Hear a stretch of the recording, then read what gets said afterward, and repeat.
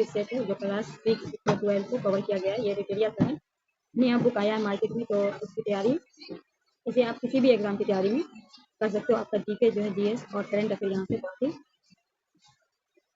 अच्छे से हो जाएगा। एग्जाम को पैटर्न को देखते हुए बनाया गया है। तो सेट जो आज सीरीज नंबर 1 है और पहला क्वेश्चन जो है देखिए आपके सामने है।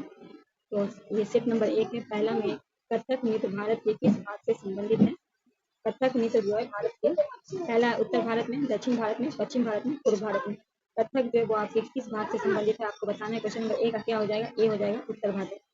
क्वेश्चन नंबर 2 है मोशोलिक का मध्य पाषाण युग के संबंध में निम्नलिखित कथनों पर विचार कीजिए। पहला, इस समय पत्थर के औजार माइक्रोलिथ कहा जाता था। दूसरे में पत्थर के औजार का आकार बड़े होते थे। तीसरे में इस समय पुराने किस्म के औजार अनुपस्थित थे।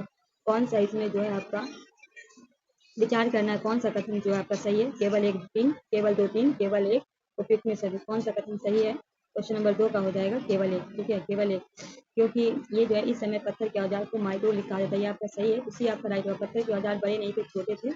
इस युग में पुराने किस्म के औजार अनुपस्थित नहीं थे। ठीक है, तो इसमें से कौन सा कथन बोला सही है? तो सिर्फ ए आपका सही है, तो सी आपका राइट आंसर हो जाएगा, केवल 2। क्वेश्चन नंबर 3 है बारसौली शैली किस राज्य से संबंधित है?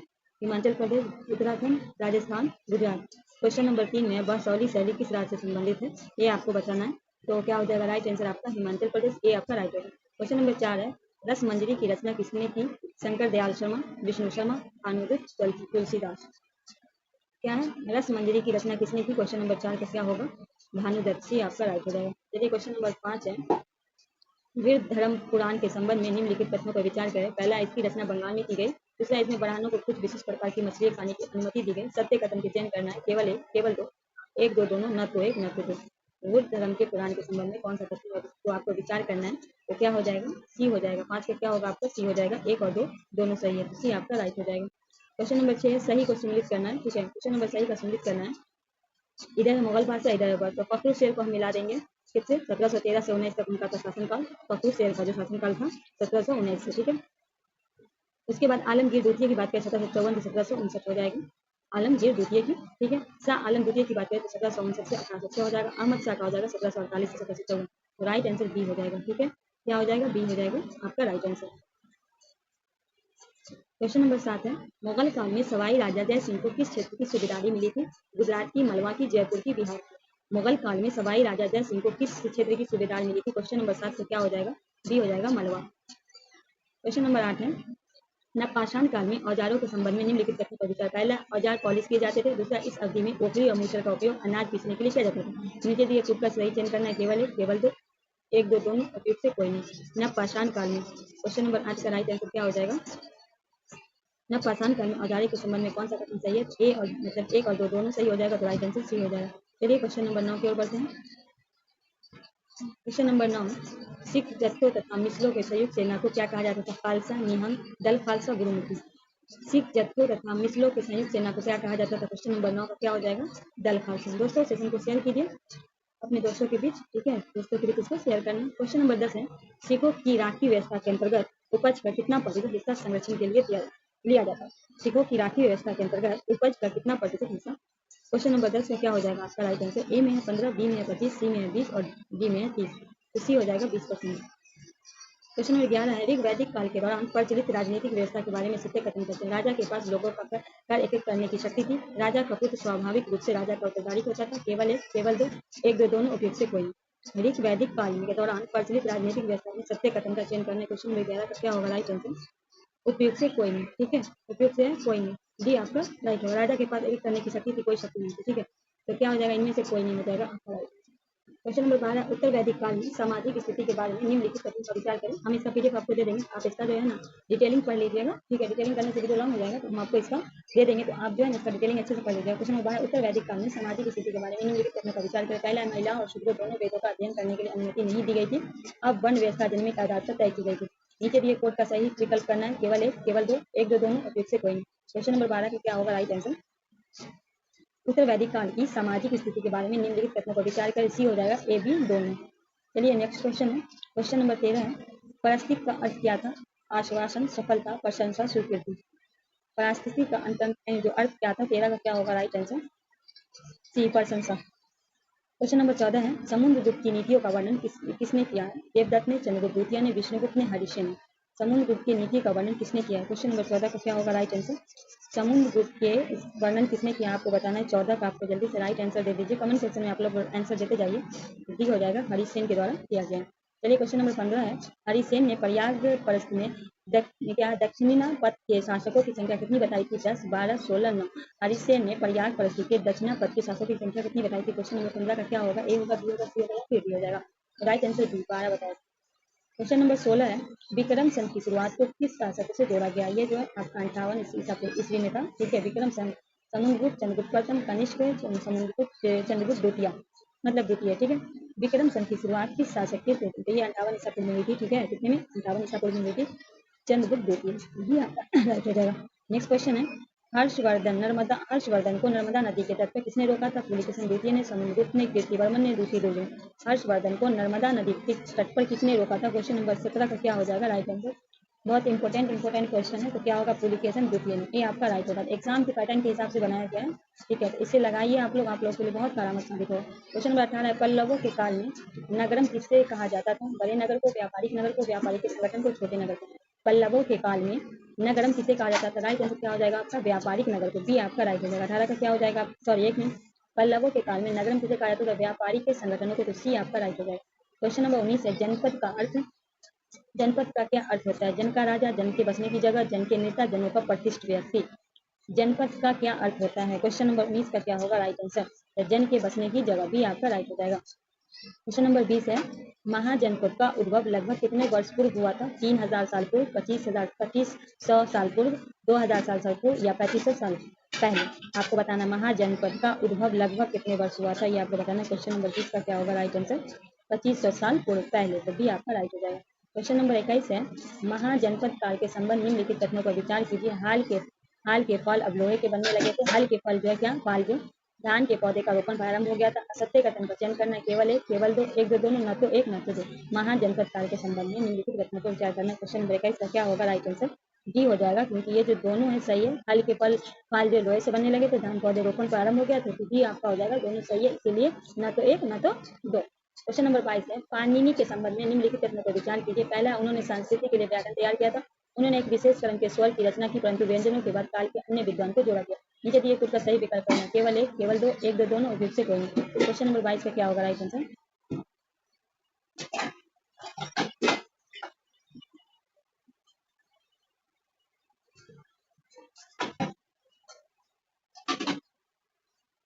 केवल एक, ए आपका राइट हो जाएगा। क्वेश्चन नंबर 23 है भज्जी संघ का वर्णन किस पुस्तक में?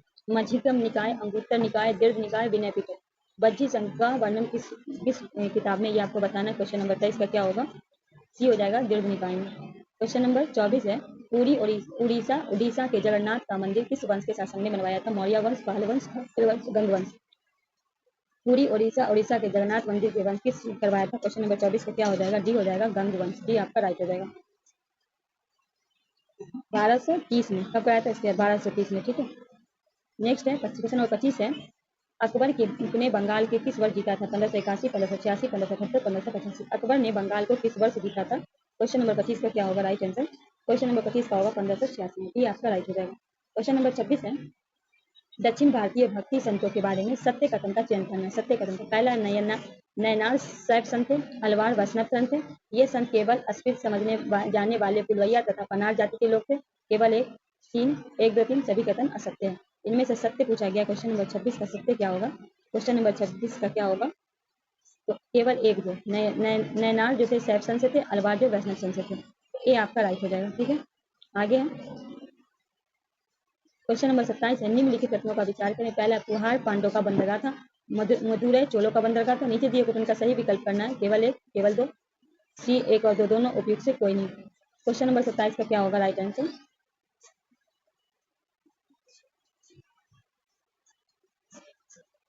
तो इनमें से कोई नहीं, क्योंकि पुहार जो है, पुहार ये कावेरी पट्टम में ये चोलों का बंदरगाह था। मुदायरी जो ये पांडव की राजधानी थी, ठीक है। तो ये आपका ये पांडव की राजधानी थी और ये चोलों का बंदरगाह था। इनमें से कोई का सही नहीं है, तो डी आपका राइट हो जाएगा। क्वेश्चन नंबर 28 है, दार्शनिक शंकर के बारे में निम्नलिखित तथ्यों पर विचार करें। पहला है, शंकर का जन्म 8वीं शताब्दी में तमिलनाडु में हुआ। दूसरा है, वे अद्वैतवाद के समर्थक थे। तीसरा में कह रहा है, उन्हें जगत की मिथ्या या माया कहा गया। चौथा है, मोक्ष प्राप्ति के लिए ज्ञान के मार्ग में अपनाने का उपदेश दिया। सत्य कथन का चयन करना, 1 2 3, केवल 2 3, केवल 1 3 4 या फिर 1 2 3 4 5। क्वेश्चन नंबर 28 का क्या होगा राइट आंसर? क्वेश्चन नंबर 28 का हो जाएगा, वे अद्वैतवाद के समर्थक थे, उन्होंने जग को मिथ्या या माया कहा और मोक्ष प्राप्ति के लिए ज्ञान के मार्ग को अपनाने का उपदेश दिया। राइट आंसर बी हो जाएगा, 2 3 4। नेक्स्ट क्वेश्चन है, वीर शैव आंदोलन किस क्षेत्र में प्रारंभ हुआ? तमिलनाडु में, कर्नाटक में, केरल में, आंध्र प्रदेश में। वीर शैव आंदोलन, क्वेश्चन नंबर 29 का क्या होगा राइट आंसर? बी हो जाएगा आपका, कर्नाटक में। क्वेश्चन नंबर 30 है, महात्मा गांधी का प्रिय भजन वैष्णव जन तो तने कही पीर पराई जान रे किसने लिखी? नामदेव ने, मीराबाई ने, तुकाराम मेहता ने, नरसिंह मेहता ने। महात्मा गांधी का प्रिय भजन वैष्णव जन तो तने कही पीर पराई जान रे। क्वेश्चन नंबर 30 का क्या होगा? डी होगा, नरसिंह मेहता के द्वारा लिखी गई। डी आपका राइट हो जाएगा। क्वेश्चन नंबर 31 है, प्रारंभ में नाच पंथ भारत के किस क्षेत्र के लोकप्रिय हुए? पूर्वी क्षेत्र के, उत्तरी क्षेत्र के, दक्षिणी क्षेत्र के, पश्चिमी क्षेत्र के। क्वेश्चन नंबर 31 का क्या होगा राइट आंसर आपका? उत्तरी क्षेत्र भी आपका राइट है। क्वेश्चन नंबर 32 है, मीराबाई किसकी अनुयायी बन गई? सूरदास, दादू दयाल, शंकरदेव, रविदास। मीराबाई जो है किसकी अनुयायी बन गई? क्वेश्चन नंबर 32 का क्या हो जाएगा? डी, रविदास। क्वेश्चन नंबर 33 है, चोल काल में करों के संबंध में निम्नलिखित कथनों पर विचार करना है। चोल काल को पहला कह रहा है कि बेटी एक प्रकार का ऐसा कर था जिसे नगद संग्रहित किया जाता था। दूसरा है, कदमई एक राजस्व था। नीचे दिए कुछ का सही विकल्प करना है, केवल एक, केवल दो, एक दो दोनों, उपयुक्त से कोई नहीं। चोल काल का, ठीक है। क्वेश्चन नंबर 33 का क्या होगा? केवल दो। कदमई एक भू राजस्व क्या है? कदमई एक चोल काल में स्थानीय शासन का प्रसिद्ध था। तमिलनाडु में रहने के कारण वसीलालय के विभिन्न प्रकार के करों के लिए 400 से अधिक सब था। उससे अधिक उल्लेखी बेटी है जो नगद नहीं बल्कि जबरन मजदूरी के रूप में लिया जाता था। ये जो था नगद नहीं था, जबरन लिया जाता था, ठीक है। सिर्फ 2 सही है। नेक्स्ट है, कबीर का जन्म किस परिवार में हुआ था? नाई में, जुलाहा में, मोची में, कृषक में। क्वेश्चन नंबर 34 का राइट आंसर क्या हो जाएगा? जल्दी से जवाब दे दीजिए। तो बी हो जाएगा, जुलाहा में। क्वेश्चन नंबर 35 है, लंगर व्यवस्था की शुरुआत किसने की थी? गुरु नानक ने, गुरु अंगद ने, गुरु गोविंद सिंह ने, गुरु रामदास ने। लंगर व्यवस्था की शुरुआत किसने की थी आपको बताना है। ये गुरु नानक के द्वारा किया गया था। ये आपका राइट होगा। गुरु नानक का जो जन्म है तलवंडी पाकिस्तान में ननकाना साहब के जन्म दिए थे, ठीक है। गुरु नानक को करतारपुर रावी नदी के तट पर डेरा गुरु नानक का एक केंद्र स्थापित करने के लिए, ठीक है। तो इसका लंगर की स्थापना किसने किया? गुरु नानक ने। हम इसका डिटेलिंग डाल देंगे, आप लोग टेलीग्राम ग्रुप से लेकर पढ़ लीजिएगा, ठीक है। क्वेश्चन नंबर 36 है, संस्कृत व्याकरण की रचना किसने की? जैमिनी ने, वसुमित्र ने, पाणिनि ने, कपिल ने। क्वेश्चन नंबर 36 का जल्दी से जवाब दे दीजिए आप लोग। क्या हो जाएगा? सी हो जाएगा, पाणिनि ने। चलिए क्वेश्चन नंबर 37 की ओर बढ़ते हैं। क्वेश्चन नंबर 37 है, स्वामी महावीर अपनी शिक्षा किस भाषा में दी थी? संस्कृत में, पाली में, प्राकृतिक में, खरोष्ठी में। स्वामी महावीर ने अपनी शिक्षा किस भाषा में दी थी? क्वेश्चन नंबर 37 का क्या हो जाएगा? सी हो जाएगा, प्राकृतिक में। क्वेश्चन नंबर 38 है, जैन धर्म के संबंध में निम्नलिखित तथ्यों का विचार। पहला है, मुख्य व्यापारी ने जैन धर्म को समर्थन किया। दूसरा, साधारण किसान वर्ग के लोगों ने जैन धर्म को स्वीकार नहीं किया। उक्त में कौन सा कथन सत्य है? केवल एक, केवल दो, एक दो दोनों, दोनों में से कोई नहीं। जैन धर्म के संबंध में कौन से कथन मतलब नीति कथन का विचार करना। मुख्य व्यापारी ने जैन धर्म का समर्थन किया। साधारण किसान वर्ग के लोग ने जैन धर्म को स्वीकार नहीं किया। इनमें से दोनों कथन आपका सत्य है। सी आपका राइट हो जाएगा। क्वेश्चन नंबर 39 है, संघ में रहने वाले बौद्ध भिक्षु के लिए बनाए गए नियमों का संकलन किस ग्रंथ से मिलता है? सुत्त पिटक, अभिधम पिटक, भगवती सूत्र, विनय पिटक। संघ में रहने वाले बौद्ध भिक्षु के लिए बनाए गए नियम का संकलन डी हो जाएगा, विनय पिटक। क्वेश्चन नंबर 40 है, निम्नलिखित में कौन सा कथन बौद्ध संघ के संदर्भ में सही नहीं है? पहला, संघ के पुरुष और स्त्रियों को रहने के लिए अलग अलग व्यवस्था थी। दूसरा, सभी व्यक्ति संघ में प्रवेश ले सकते थे। तीसरा, संघ में प्रवेश के लिए बच्चों को अपने माता पिता की अनुमति लेनी थी। तीसरा है, विवाहित स्त्रियों को संघ में प्रवेश करने के लिए अपने माता पिता की अनुमति की आवश्यकता होती थी। कौन सा गलत है बौद्ध धर्म में बताना है। हो जाएगा, विवाहित स्त्रियों को संघ में प्रवेश के लिए अपने माता पिता की अनुमति की आवश्यकता होती थी। ये आपका गलत है, तभी आपका राइट होगा। भारत के बाहर जापान, चीन और दक्षिण कोरिया में काफी प्रचलित है। सच्चे कथन का करना है, केवल एक दो, केवल दो तीन, एक दो तीन, केवल एक। बौद्धिस्ट के बारे में 42 का आपको क्या होगा राइट आंसर आपको बताना है। बी हो जाएगा आपका, 2 और 3 आपका सही है। ए में जो दिया है कि बौद्धिस्ट उन्हें कहते हैं जो ज्ञान प्राप्त के बाद एकांत वास करते हैं, ठीक है। बौद्धिस्ट उसे कहते हैं जो ज्ञान प्राप्त के बाद एकांत, ये आपका गलत है, ठीक है। तो राइट आंसर आपका बी हो जाएगा। क्वेश्चन नंबर 43 है, भारत की यात्रा आए निम्नलिखित चीनी बौद्ध तीर्थ यात्री में कालक्रम के अनुसार सही। पहला, इत्सिंग, हेंगसोंग, फयान। दूसरे में है फयान, हेंगसोंग, इत्सिंग। तीसरे में इत्सिंग, फहान, हेंगसोंग। चौथा में पहान, इप्सिन, फिर हिंगसोंग। 43 का आपका क्या होगा राइट आंसर? तो बी है जो पहला पहान, फिर है हिंगसोंग, फिर है इप्सिन। ठीक है, तो बी आपका राइट हो जाएगा। चलिए हम बढ़ते हैं नेक्स्ट क्वेश्चन की ओर।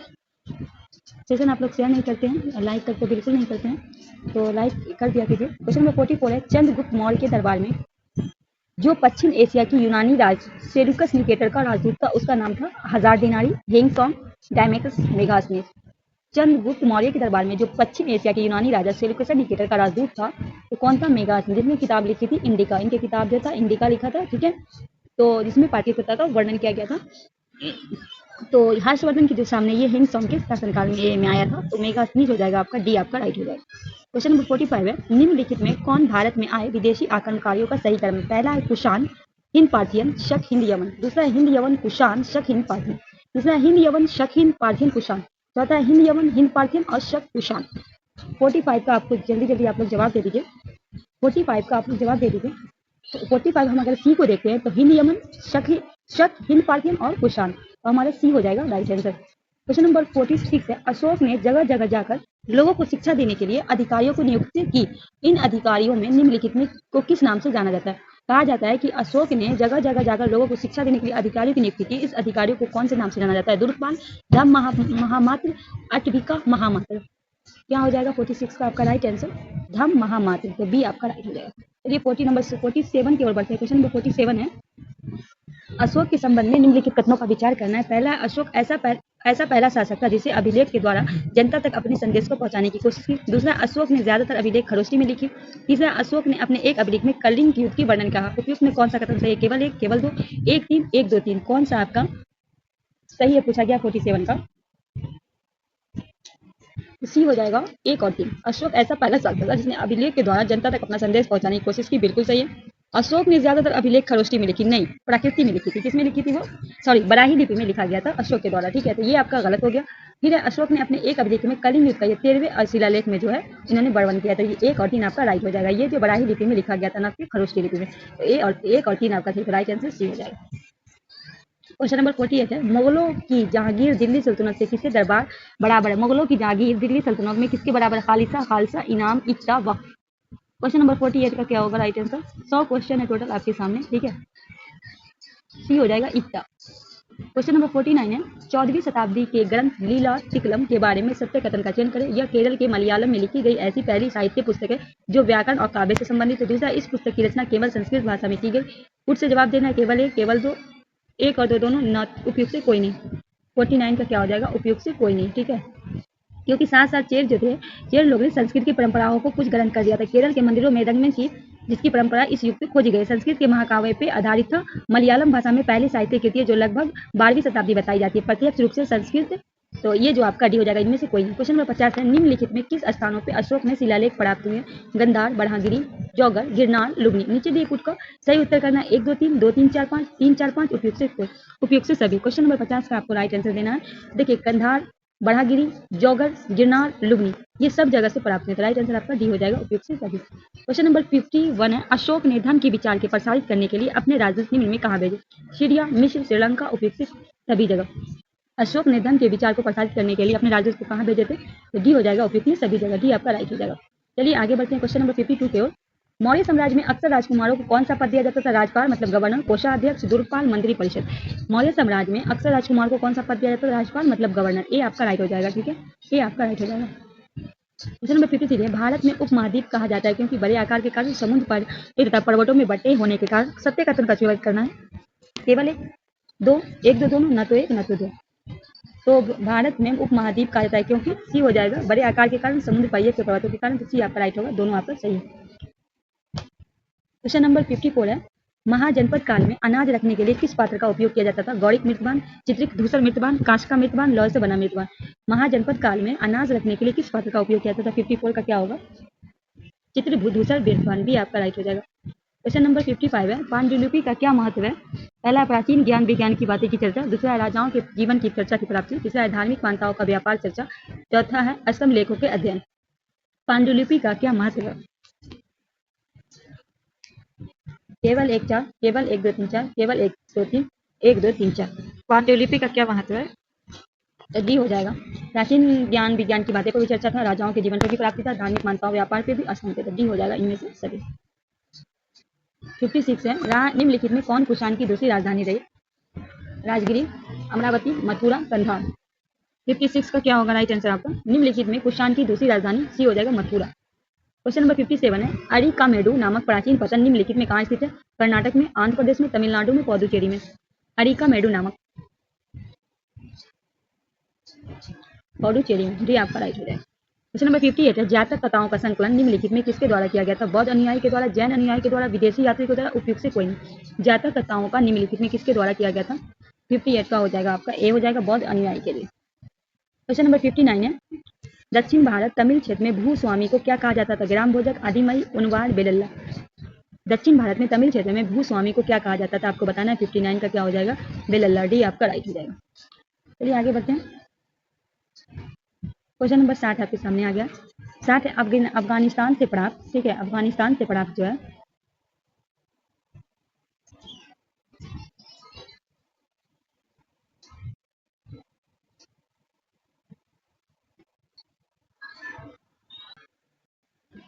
अफगानिस्तान से प्राप्त होने वाले कंधार अभिलेख के संबंध में कौन सा कथन को विचार करना? पहला, अभिलेख में अशोक शासक के आदेश उत्कीर्ण करवाया गया, इसे बड़ाई भाषा में लिखा गया। केवल एक, केवल दो, एक दो दोनों, न तो एक न तो। कौन सा कथन सत्य है? क्वेश्चन नंबर 60 का होगा।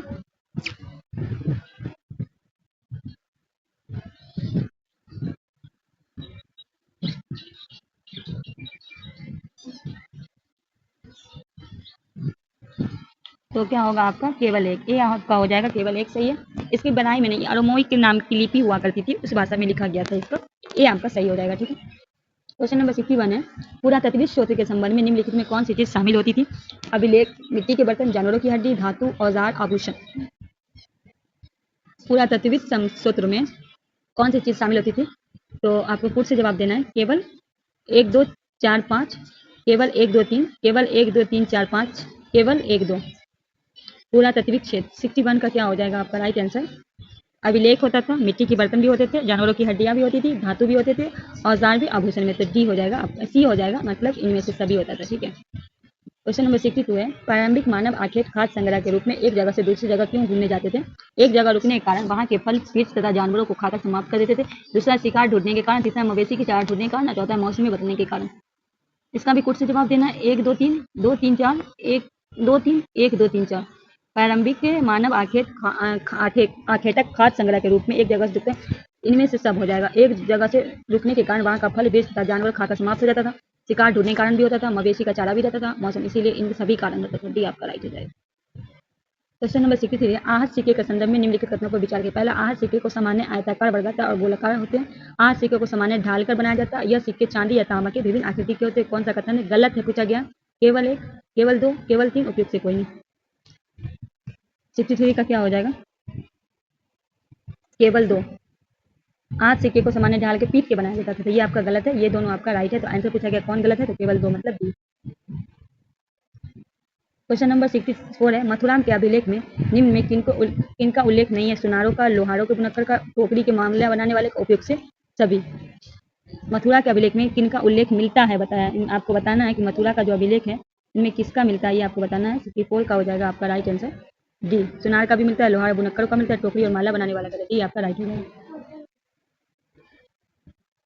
क्वेश्चन नंबर 65 है, संगम कालीन व्यापार के संदर्भ में निम्नलिखित में कौन सा कथन सही नहीं है? पहला, व्यापारिक सामानों को ले जाने के लिए केवल समुद्री मार्ग का प्रयोग करते थे। दूसरा, दक्षिण भारत सोना, मसाले, खासतौर की काली मिर्च, कीमती पत्थर के लिए प्रसिद्ध था। तीसरा, दक्षिण भारत के रोम के व्यापार में प्रमाण स्वरूप अनेक रोमन सोने के सिक्के मिले, इनमें से कोई नहीं।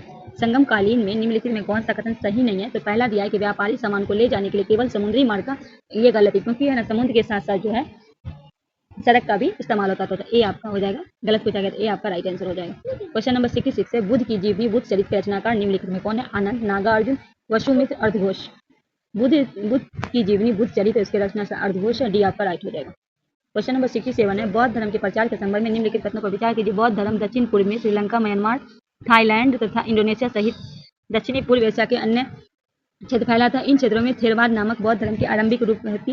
उपयुक्त में कौन सा कथन सही है? केवल एक, केवल दो, एक दो दोनों, इनमें से कोई नहीं। 67, बौद्ध धर्म के प्रचार के संदर्भ में कौन सा विचार करना है? पहला, बौद्ध धर्म दक्षिण पूर्व और श्रीलंका, म्यांमार, थाईलैंड तथा इंडोनेशिया सहित दक्षिणी पूर्व में अन्य भागों में भी फैला था, ये आपका सही है।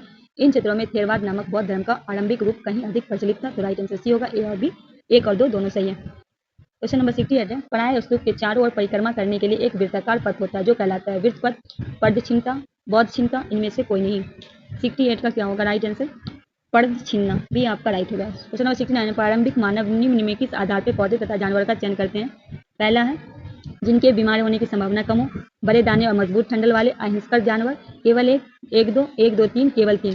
प्रारंभिक निम्न में किस आधार पर पौधे और जानवरों का, तो इनमें से 1 2 3, जिनकी बीमार होने की संभावना कम होती है, बड़े दाने और मजबूत ठंडल वाले और अहिंसक जानवर, सी आपका राइट हो जाएगा। क्वेश्चन नंबर 70 है, चोलों का महत्वपूर्ण पतन कौन सा था। मुदैरू, भरूच, पुहार, उपयुक्त से सभी। क्वेश्चन नंबर 70 का क्या होगा राइट आंसर, क्वेश्चन नंबर 70 का हो जाएगा पुहार, सी आपका राइट हो जाएगा। क्वेश्चन नंबर 71 है, बुर्ज होम के आवास में संबंध निम्नलिखित कथनों पर विचार करना। बुर्ज होम के लोग गड्ढे के नीचे घर बनाते थे। दूसरा है, पुरातात्विक को झोपड़ी के अंदर तथा बाहर दोनों स्थान को अलग आग जलाने की जगह मिली है। केवल 1, केवल 2, 1 2 दोनों, न तो एक। पूछा कि बताया, मतलब क्वेश्चन कह रहा है कि बुर्ज होम में आवास के संबंध में कौन सा कथन विचार करना है आपका, सत्य बोलना है। तो बुर्ज होम में लोग गड्ढे के नीचे घर बनाते हैं, ये आपका सही है। पुरातत्वविदों को झोपड़ी के अंदर तथा बाहर दोनों स्थान पर आग लगाने की जगह मिली। तो राइट आंसर सी हो जाएगा, ए अभी दोनों सही है। ठीक है, चलिए बढ़ते हैं क्वेश्चन नंबर 72 की ओर। 72 आ गया आपका, कुषाण के समय बौद्ध धर्म किस नाई शाखा विकास हुआ था। हियान, महायान, बौद्धयान, दिव्यान। कुषाण के समय 72 का राइट आंसर क्या होगा आपका, 72 का हो जाएगा महायान, भी आपका राइट हो जाएगा। चलिए अब क्वेश्चन, हड़प्पा संस्कृति का संबंध सही मिलान करना, इधर वस्तु है इधर आयताकार है। ठीक है, 73 का हम आपको मिला के बताते हैं। तांबा राजस्थान, 3 हो जाएगा अफगानिस्तान और सोना हो जाएगा कर्नाटक। ऐसे देखिए, तांबा राजस्थान, 3 अफगानिस्तान और सोना कर्नाटक। राइट आंसर क्या हो जाएगा, बी हो जाएगा। क्वेश्चन नंबर 74 है, हड़प्पा सभ्यता के अंत संबंध में इतिहासकारों ने क्या क्या अटकलें लगाई। पहला है नदियों को सूखने का कारण, जंगलों के विनाश होने के कारण, चरागाह मैदान समाप्त होने के कारण, बाढ़ के कारण, शासकों के नियंत्रण समाप्त होने के कारण। 74 का कूट से जवाब देना, केवल 1 2 4 5, केवल 1 4 5, केवल 1 4, केवल 1 2 3 4 5। 74 का क्या होगा राइट आंसर, हड़प्पा सभ्यता के अंत में संबंध के इतिहासकार ने क्या क्या अटकलें लगाई। तो नदियों सूखने के कारण पहला होगा, जंगलों के विनाश होने के कारण भी सही है, चरागाह मैदान समाप्त होने के कारण भी था, बाढ़ के कारण भी, शासकों नियंत्रण। राइट आंसर क्या हो जाएगा आपका, डी हो जाएगा। 75 हड़प्पा सभ्यता के अंत होने का क्या परिणाम हुआ। हड़प्पा नगरों के लोगों ने छोड़ दिया, मोहरे लेखन तथा बांटों का प्रयोग बंद हो गया, कच्चे माल का आयात घट गया, नए बस्तियों की संख्या बढ़ गई। 75 का क्या होगा, कुछ की सहायता सही उत्तर, केवल 1 2 3, केवल 1 2, केवल 1 3, केवल 1 2 3 4। हड़प्पा सभ्यता के अंत होने का क्या परिणाम था, तो डी हो जाएगा। हड़प्पा नगरों के लोगों ने छोड़ दिया, मोहरे लेखन तथा बांटों का प्रयोग बंद हो गया, कच्चे माल का आयात घट गया और नीचे बस्ती की संख्या बढ़ गई। डी आपका राइट हो जाएगा। क्वेश्चन नंबर 76 है, सिल्क रूट पर नियंत्रण रखने वाला शासक सबसे प्रसिद्ध कौन वंश था। पांडव, चेर, कुषाण, सातवाहन। सिल्क रूट पर नियंत्रण रखने वाला 76 का क्या हो जाएगा, कुषाण, सी आपका राइट हो जाएगा। क्वेश्चन नंबर 77 है, अर्धघोष जिसने बुद्ध की जीवनी लिखी किसके दरबारी थे। चंद्रगुप्त, कनिष्क, अशोक, समुद्रगुप्त। 77 का क्या होगा, कनिष्क, भी आपका राइट हो जाएगा। क्वेश्चन नंबर 70, रोमन साम्राज्य में भारत के किस वस्तु की मांग सबसे अधिक थी। पहला है सोना, दूसरा है रेशमी वस्त्र, तीसरा है काली मिर्च और चौथा आहत सिक्के। रोमन साम्राज्य में भारत के किस वस्तु की मांग सबसे अधिक थी, तो काली मिर्च की, सी आपका राइट हो जाएगा। 79 है, पुलिकेशन के बारे में निम्नलिखित में कौन सा कथन सत्य नहीं है। ऐहोल शिलालेख पुलिकेशन द्वितीय के विजय का वर्णन करता है। दूसरा, गुप्त के खिलाफ लड़ाई में उनकी मृत्यु हो गई। तीसरा है, नरसिंह वर्धन पुलिकेशन द्वितीय को हराया और पातापी पे कब्जा कर लिया। और चौथा है, पुलिकेशन द्वितीय ने 1610 से 1642 तक शासन किया। इनमें से कौन सा उनके बारे में कथन सत्य नहीं है, तो गुप्त के खिलाफ लड़ाई करते उनकी मृत्यु हो गई, ये आपका गलत है। 79 का क्या हो जाएगा, बी आपका राइट हो जाएगा। डिटेलिंग भेज देंगे, पढ़ लीजिएगा पूरा तो समझ में आ जाएगा। ठीक है, क्वेश्चन नंबर 80 है, जाट राज्य में अपने किस राजा के समय शक्तिशाली रूप से उभरा। भारतमल, सूरजमल, अजीत सिंह जयसिंह। जाट राज्य ने अपने किस राजा के समय, बी हो जाएगा सूरजमल। 81 है, 16वें वित्त आयोग के चेयरमैन नियुक्त हुए शिव सुब्राय, अरविंद पंगडिया, राजीव गौबा, संजय अग्रवाल। 16वें वित्त आयोग के चेयरमैन के रूप में अरविंद पंगडिया, बी आपका राइट हो जाएगा।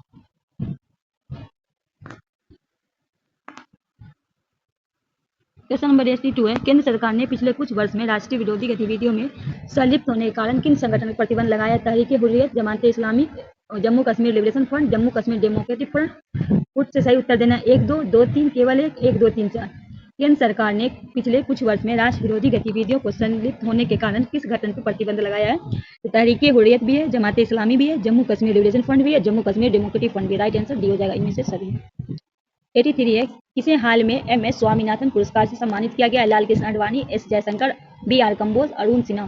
किसे हाल में MS स्वामीनाथन पुरस्कार से सम्मानित किया गया? 83 का हो जाएगा BR कंबोज, सी आपका राइट हो जाएगा। क्वेश्चन नंबर 84 है, संयुक्त सैन्य अभ्यास डेजर्ट साइक्लोन भारत और किस देशों के बीच आयोजित होगा? मंगोलिया, कतर, संयुक्त अरब अमीरात, बहरीन। संयुक्त सैन्य अभ्यास डेजर्ट साइक्लोन भारत और किस देश के बीच? 84 का हो जाएगा सी, संयुक्त अरब अमीरात। 85 है, भारत कितने वर्षों के लिए संयुक्त राष्ट्र सांख्यिकी आयोग के सदस्य के रूप में अपने कार्यकाल शुरू करेगा? 2 वर्ष, 4 वर्ष, 5 वर्ष, 6 वर्ष। भारत कितने वर्षों के लिए संयुक्त राष्ट्र सांख्यिकी आयोग के सदस्य के रूप में अपना कार्यकाल शुरू करेगा? 4 वर्ष, बी आपका राइट हो जाएगा। ठीक है। क्वेश्चन नंबर 86 है, भारतीय नौसेना स्टाफ के उप प्रमुख के रूप में किसे नियुक्त किया गया? कृष्णा स्वामीनाथन, दिनेश त्रिपाठी, संजय जसवीर सिंह, इनमें से कोई नहीं। 86 का क्या होगा राइट आंसर? दिनेश के त्रिपाठी, भी आपका राइट हो जाएगा। क्वेश्चन नंबर 87 है, भारतीय राष्ट्रीय महासागर सूचना के सेवा केंद्र INCOIS के संदर्भ में कौन सा कथन विचार करना है? पहला, यह पर्यावरण और जलवायु परिवर्तन मंत्रालय के तहत स्वयं संगठन है। दूसरा है, INCOIS भारत के सुनामी के संबंध भविष्यवाणी प्रारंभिक चेतावनी के लिए नोडल एजेंसी है। इसकी स्थापना 1999 में हुई तथा इसका मुख्यालय नई दिल्ली में। इनमें से कौन सा कथन सही है, ये पूछा गया है। केवल एक, केवल दो, सभी तीन, कोई नहीं। 87 का क्या होगा? केवल एक। ठीक है, केवल एक। 88 है, एक्सरे पोलीमीटर सैटेलाइट के संबंध में कौन सा कारण? पहला, एक्सपोर्ट नासा द्वारा लॉन्च किया गया दुनिया का दूसरा उपग्रह आधारित मिशन है जो एक्सरे पोलीमीटर माप के लिए समर्पित है। यह मिशन 5 साल की अवधि के लिए पृथ्वी के नीचे कक्षा में संचालित होगा। 88 का क्या हो जाएगा? केवल 2, बी आपका राइट हो जाएगा। 89 है, निम्न को विचार करें, वस्तु और सेवाओं का व्यापार, निवेश, बौद्धिक संपदा, ई-कॉमर्स उपयुक्त में कितने क्षेत्र क्षेत्रीय व्यापक आर्थिक भागीदारी ICEP समझौते में शामिल है? केवल एक, केवल दो, केवल तीन, सभी चारों। 89 का हो जाएगा, उपयुक्त में कितने क्षेत्रीय व्यापक आर्थिक भागीदारी RCEP समझौते में शामिल है? तो चारों, डी आपका राइट हो जाएगा। क्वेश्चन नंबर 90 है, भारत और म्यांमार के बीच मुक्त आवाजाही व्यवस्था MIMR के संबंध में निम्नलिखित तत्व में पहला, यह दोनों देशों के बीच व्यापार और निवेश को सुविधाजनक बनाने एक समझौता है। भारतीय नागरिक को म्यांमार FMR पर लाभ प्राप्त के लिए म्यांमार सीमा चौकी पर आगमन कर वीजा की आवश्यकता थी। तीसरा, भारत म्यांमार सीमा की पूरी लंबाई FMR के अंतर्गत आती है। कौन सा कथन सही है? केवल एक, केवल दो, केवल तीन, कोई नहीं। 90 का इनमें से कोई नहीं, सब गलत है। ठीक है, इसका डिटेलिंग भेज देंगे, आप पढ़ लीजिएगा, डिटेलिंग बनाने से वीडियो लॉन्ग हो जाएगा। 91 है, वस्तु एवं सेवा GST के संदर्भ में कौन सा कथन पर विचार करना है? GST में निर्यातक अपने उत्पाद पर कर भुगतान नहीं कर सकते, लेकिन वे अपने इनपुट पर भुगतान के लिए रिफंड के हकदार है। दूसरा, GST केवल वस्तु के निर्माण और बिक्री पर लगाया जाता है। तीसरा, GST व्यवस्था के तहत वस्तु और सेवाओं को केवल उनकी आवश्यकता प्राकृतिक आधार पर विविध स्लैब पर वर्गीकृत करती है। कौन सा कथन सही है? केवल एक, केवल दो, सभी तीनों, कोई नहीं। तो केवल एक आपका सही है। 92 है, निम्नलिखित में कौन अंतर्राष्ट्रीय संगठन वैश्विक परमाणु आदेश GNO का अनुपालन सुनिश्चित करने के लिए परमाणु गतिविधियों की निगरानी और निम्न महत्वपूर्ण भूमिका निभाता है?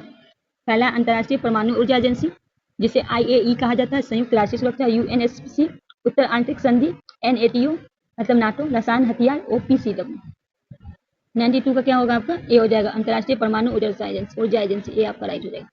93 है, निम्नलिखित कथनों पर विचार कर। पहला है, मालदीव में इंडिया आउट अभियान का प्राथमिक उद्देश्य भारत से जुड़ी सभी बुनियादी ढांचा को परियोजना को रोकना। दूसरा है, भारत मालदीव के आतंकवाद, मादक पदार्थों की तस्करी, नशीले पदार्थ, विभिन्न समुद्र अपराध के खिलाफ अपनी प्राथमिकता रक्षा पंथी बनाना। तीसरा, भारत मालदीव में ग्रेट मामले में कनेक्टिविटी प्रोजेक्ट विकसित करना। ये कथन का सही करना है। केवल एक, दो, केवल दो और तीन, केवल एक, तीन, एक, दो, तीन, केवल दो, तीन, दो और तीन आपका सही है। ठीक है, क्या हो जाएगा आपका 93 का? केवल दो, तीन। 94 है,